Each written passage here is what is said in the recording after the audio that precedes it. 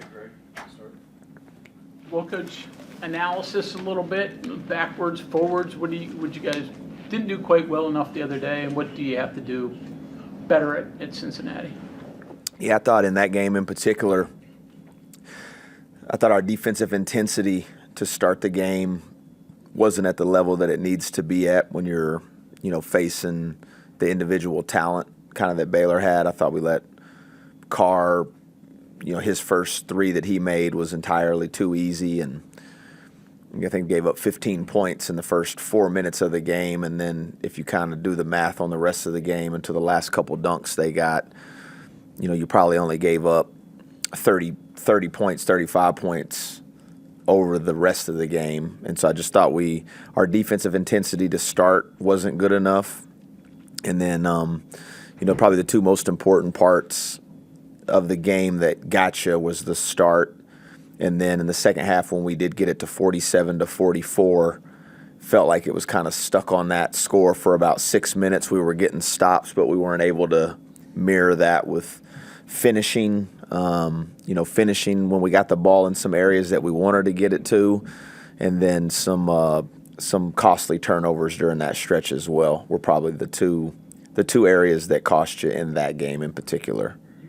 Starts for several straight games. I mean, it's easy to say you got to get a start better, but is there a formula, or how do you build that in? Yeah, for a large part of the season, we were getting off to really fast starts, and we were kind of having a harder time finishing. And then really started in the Arizona State game. We got off to a slow start there, Arizona, then you come back for the last two at home. And so it's a combination of a lot of different things that you're looking at. Obviously, we're evaluating that, and looking at it, and it's not just one singular issue. It's a lot of things. Some of it's personnel issues, some of it's coaching issues, some of it's not finishing and not, you are getting the ball where you want to get it early in these games, and maybe you're not making the play, and so then you got to evaluate as a coach, well, maybe that's not the best way to start these games. But everybody's kind of had their hand in it, across the board. If it was just kind of like one person that you felt like was creating the slow starts, well, maybe you wouldn't start that person. But it's kind of been a little bit of everybody's had their hand in it, and obviously we've talked about it and have looked at it specifically, like, hey, is it something particular that's causing it? And haven't kind of settled in on one thing in particular, just other than needing to get off to better starts. When you're playing a repeat game, do you spend most of your time on what they did well against you, or do you try to anticipate the adjustments that they're going to make the second time? How do you go through that?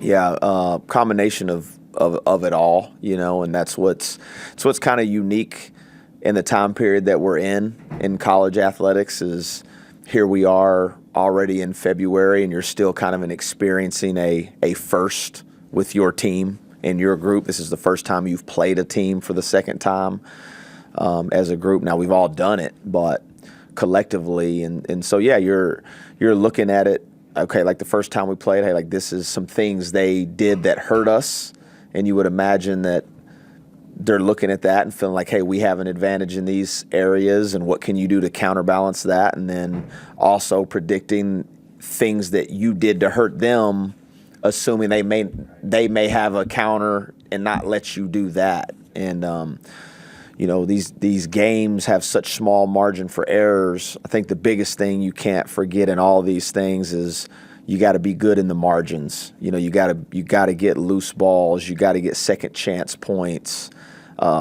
You've got to do your best to continue to rebound the ball really well, and make sure that the game you're not getting too singularly focused on plays and actions and strategy, which is very important, but you can kind of lose the foundation of just competing. Talking to Mark Kellogg last Thursday, and he said with the way the schedule's gone, he hasn't had time to work on some things that he'd like to, because it's all game planning. There's some fundamental things that you want. Have you had a chance to do that? There's some things that you'd like to clean up that you haven't been able to do? Yeah, certainly not. Certainly not in that last stretch we were just in. We were in Arizona for a week. You come back Saturday. You have to play Tuesday night. You play Saturday. The game being played Thursday this week, it probably did give you at least one day, which was today. You took Sunday off. Yesterday was a film session. You kind of put to bed the Baylor in last week, and you do have that extra day to practice, which you do need. Because again, you can game plan and you can strategize and X and O, but there is the game itself and the flow itself that you need to practice on as well. Was there anything particular that you wanted to work with him on? I just needed to make sure our spacing, again, when you go back and you look at your good possessions that we've been able to have, you've usually had really good spacing, and that allows players to make decisive and aggressive decisions with the ball. And then, the last couple games when we've gotten bogged down a little bit, like spacing has been poor. And how can you use some of the ways that people are guarding you and make sure that your spacing isn't getting in the way of how you can attack that? It's kind of different beat here, but how are guys like Forsyth, Barning, how are those guys developing and, coming along at this stage?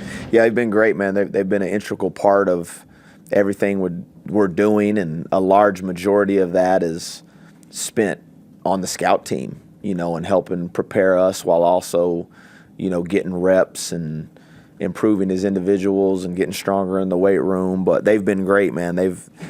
They helped us a ton, and helping preparing us, and they get to learn a lot because they get to learn a lot of different actions that other people may run and playing some different defenses. But that's where they've helped us the most.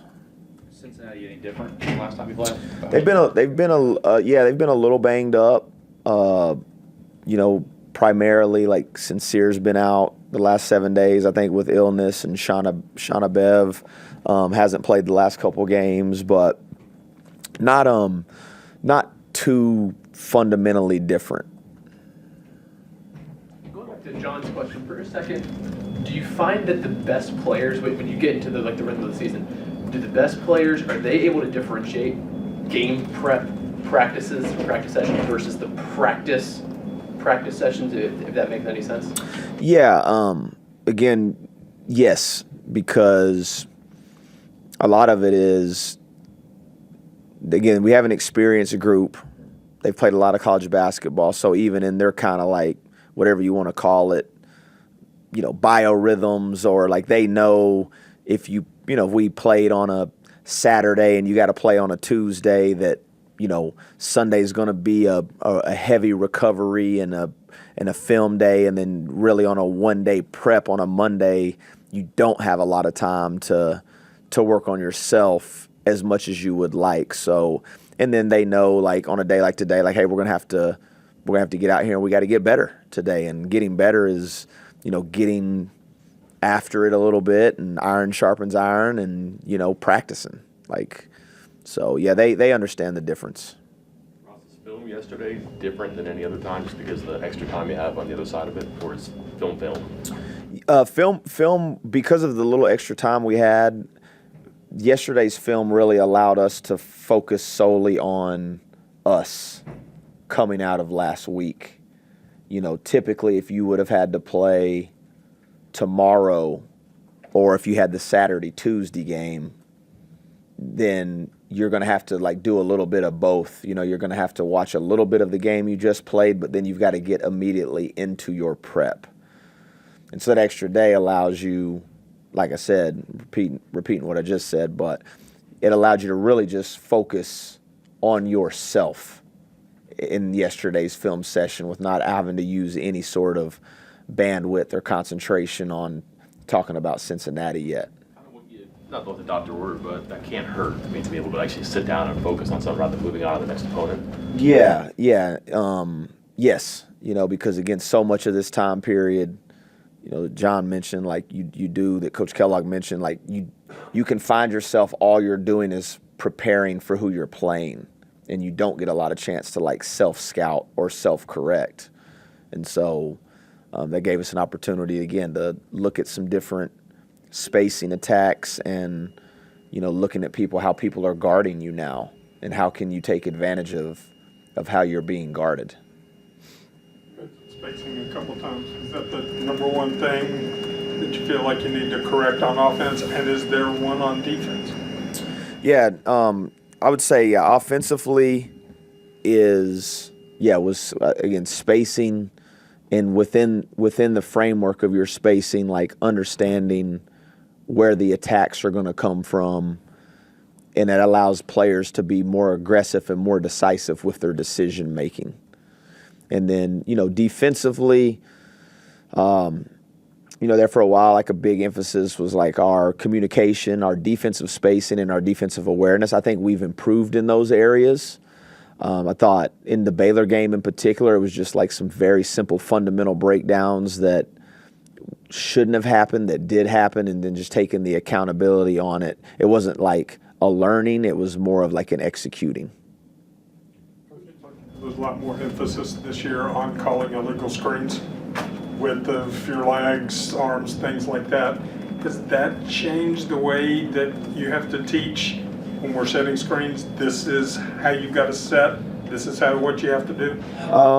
Yes. Yes. I think anytime you still got to execute fundamental, and the angles are important on your screening. I think a lot of times when you have poor angles, the initial setup of the screen, your angle's bad, and now the defender's able to take a path that you didn't want them to go, and now you're sliding into them at the last second just because your original angle was poor.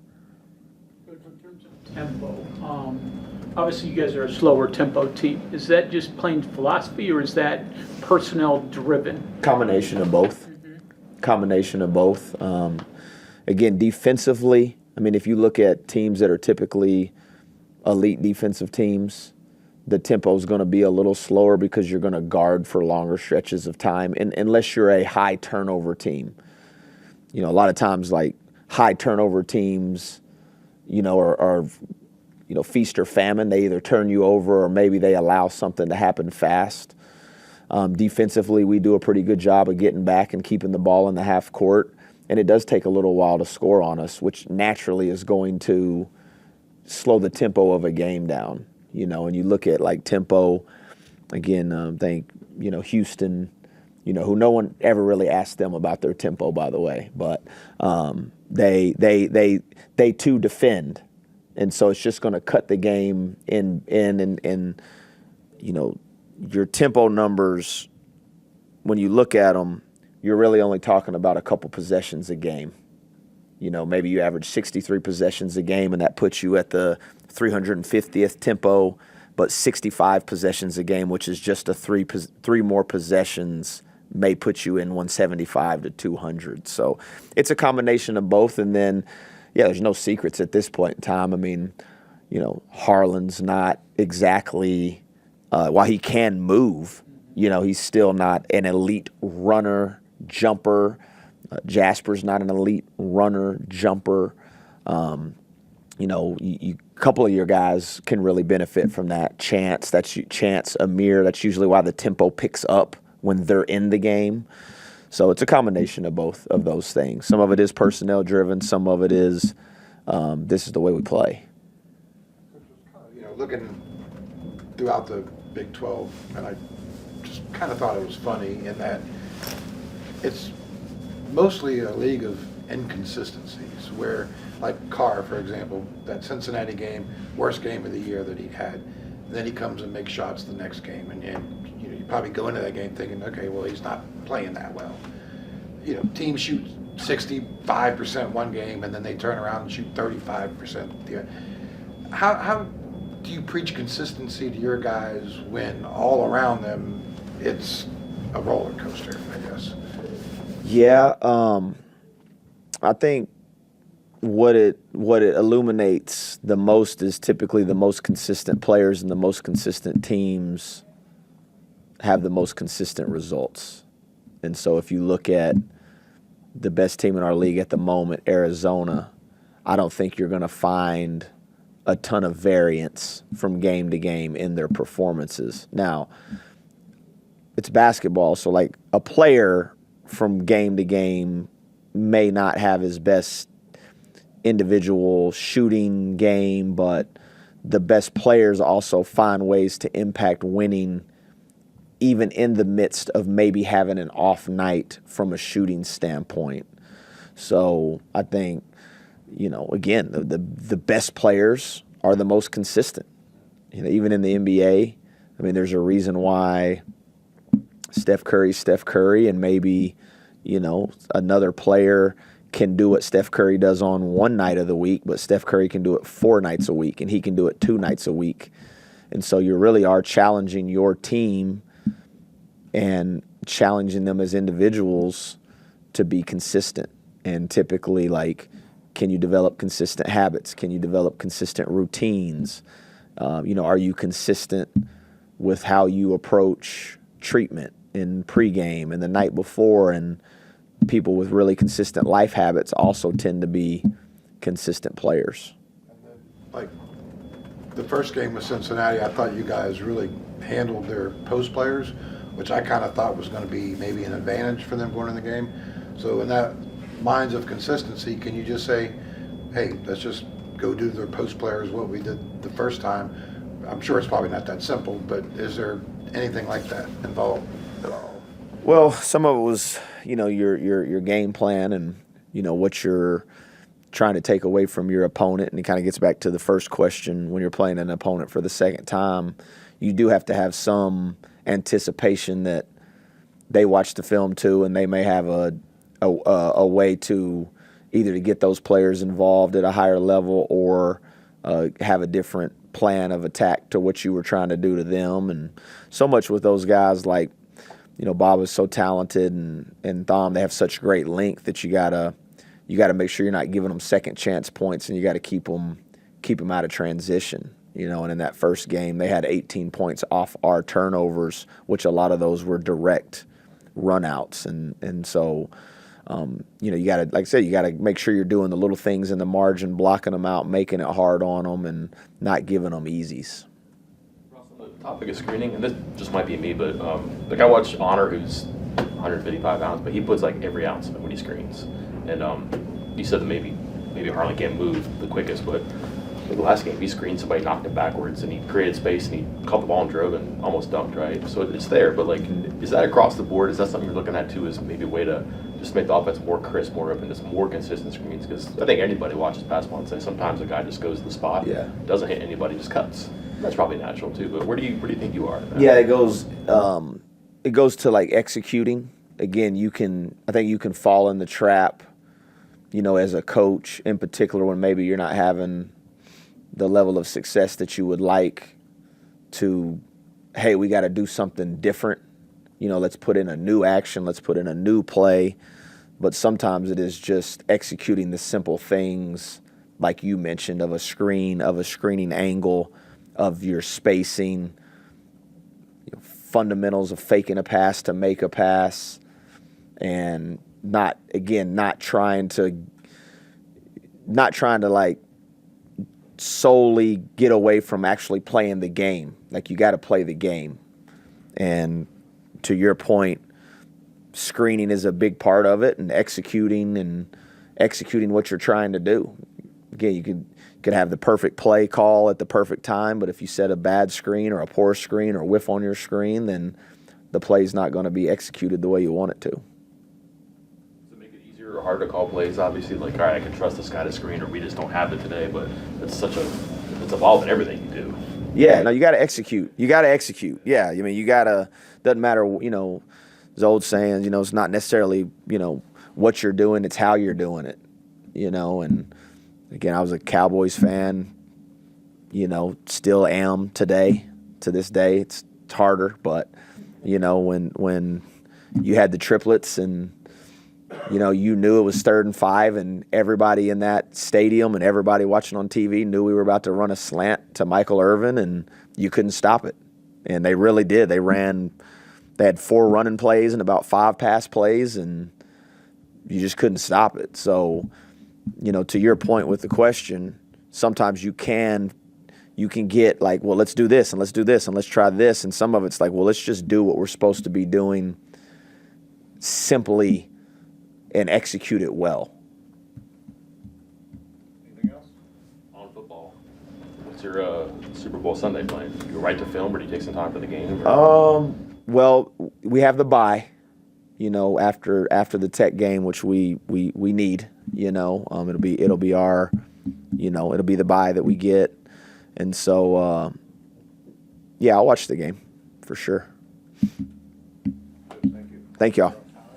Y'all be safe out there.